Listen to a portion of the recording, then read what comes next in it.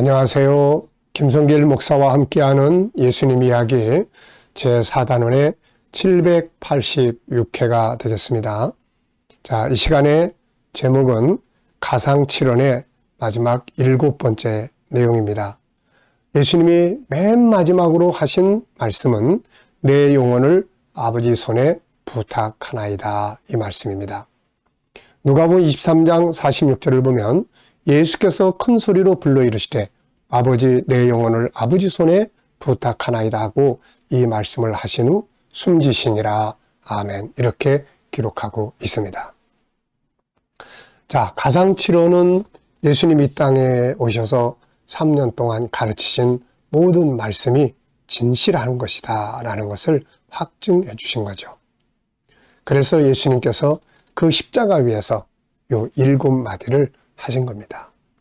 정말 힘들어서 하시는 측면도 있었지만은 그 말씀들을 확증하고 다 이루는 마지막 사인을 하신 것이죠. 그래서 첫 번째는 저희의 죄를 용서해달라는 내용이었어요. 사랑의 복음, 용서의 복음을 완성시킨 거죠.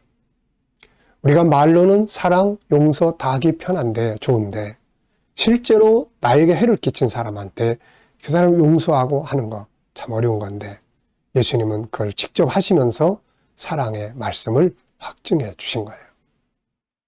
그리고 네가 오늘 나와 함께 낙원에 있으리라. 그렇게 천국 복음 열심히 가르치셨는데 마지막에 가서 야, 나 어디로 가는지 잘 모르겠다. 만약에 이랬다면 우리가 어떻게 천국을 믿을 수 있나요? 그런데 그분은 마지막 순간에 네가 오늘 나와 함께 낙원으로 간다. 내가 천국으로 간다 지금. 이거를 확증해 주신 겁니다. 그래서 그분이 가르친 천국 복음을 우리가 믿을 수 있게 된 거죠. 우리도 마지막 순간에 그런 고백을 암기하는 겁니다. 그리고 이제 세 번째는 보소서 아들이니이다. 사도 요한의 그런 그 의리 있는 마지막 모습. 그리고 하늘 아버지의 뜻을 이루면서도 이 땅의 부모님을 결코 소홀히 하지 않는 그 모습을 통해서 부모 공경, 우리 모든 사람이 해야 될 참된 도리를 다 하신 거예요. 하늘의 뜻을 이루는 게 인간의 궁극적 목적이에요. 그러면서도 땅의 일을 소홀히 하지 말아야 될 것이 우리가 또 해야 될 일입니다. 그리고 이제 네 번째는 엘리 엘리 라마 사박단이에요. 우리 대신 버림받으심을 완전히 선포하신 내용이죠. 그리고 다섯 번째는 내가 목마르다. 에덴 동산에서 쫓겨난 이후 인간은 영혼도 마음도 삶도 다 목마른 사막에서 살아가는 것과 같은 목마름을 가지고 사는데 예수님께서 목마르심을 대신 받아주심으로써 우리는 이 땅에서도 하늘에서도 영원히 생수를 마시고 영생할 수 있는 삶을 살게 된 거죠. 그리고 이제 다섯 번째, 여섯 번째는 다 이루었다라고 하신 말씀이죠. 아버지의 뜻을 다 이루시고 성경 66권의 예언을 다 이루시고 우리 인간의 구원의 길을 다 이루시고 자신에게 주어진 사명을 다 이루셨다는 선언입니다. 우리도 그 은혜로 구원받을 뿐 아니라 이제 우리에게 맡기신 십자가, 사명, 내가 해야 될 희생 다 이루고 돌아갈 수 있어야 되는 거죠. 자, 그리고 이제 마지막 순간, 마지막으로 하신 말씀은 아버지 손에 부탁하나이다. 아버지와의 신뢰관계가 얼마나 좋은지를 보여주는 말씀이에요. 이 마지막 외치심 속에서 우리는 아버지에 대한 주님의 변함없는 한결같은 관계를 보게 됩니다. 주님은 이 땅에 계실 때도 항상 아버지와 소통하고 아버지와 교통하면서 이른 새벽에 아버지께 소통하고 일 다 끝나도 소통하고 일하면서도 아버지께 소통하고 하나님 아버지와의 관계가 아주 친밀했던 분이시죠.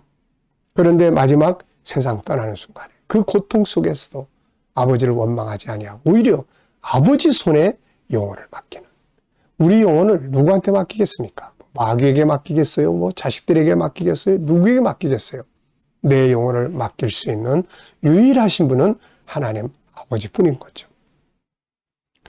자, 십자가 위에서 그가 마지막으로 부르고 외친 것은 바로 사람의 이름이 아니었어요. 제자들의 이름도 아니고 육신의 부모의 이름도 아니고 형제들의 이름도 아니었습니다.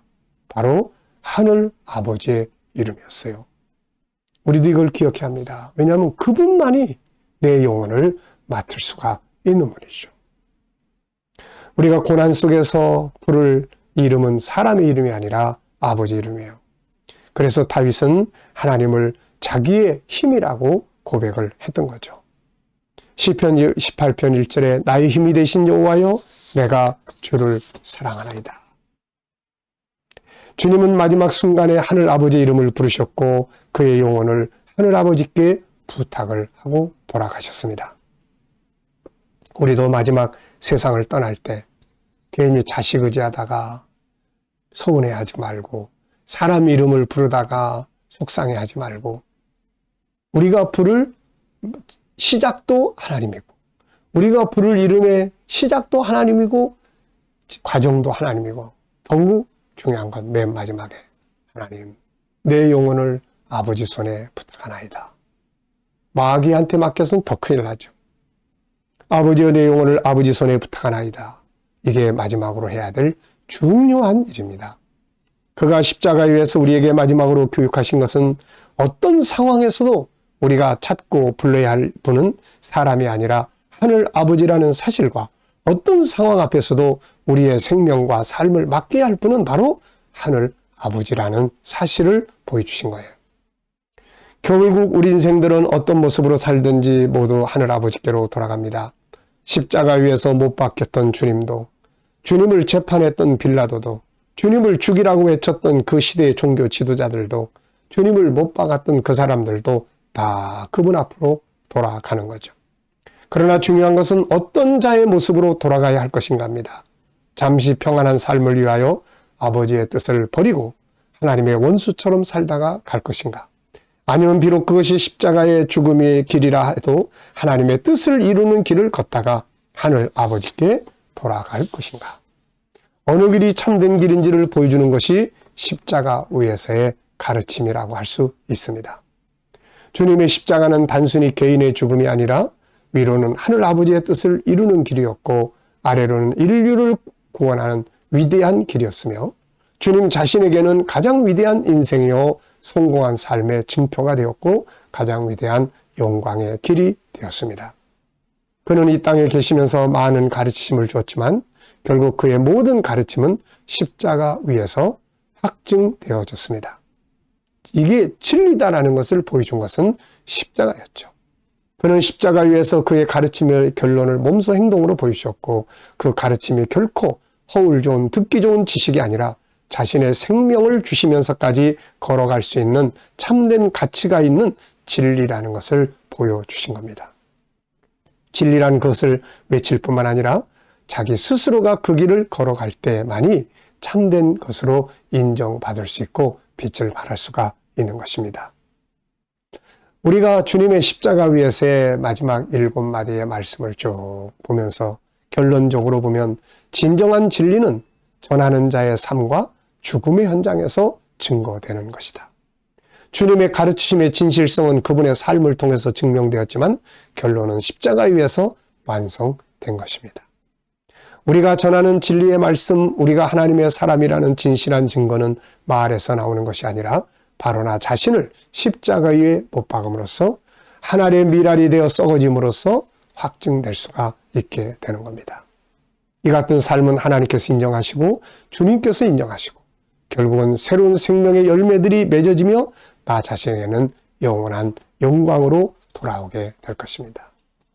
주님의 십자가상의 마지막 7마디는 이렇게 중요한 의미를 갖습니다. 이것이 오늘 저와 여러분들의 고백들이 될 수 있기 바랍니다. 이 시간 말씀 여기서 마치겠습니다. 감사합니다.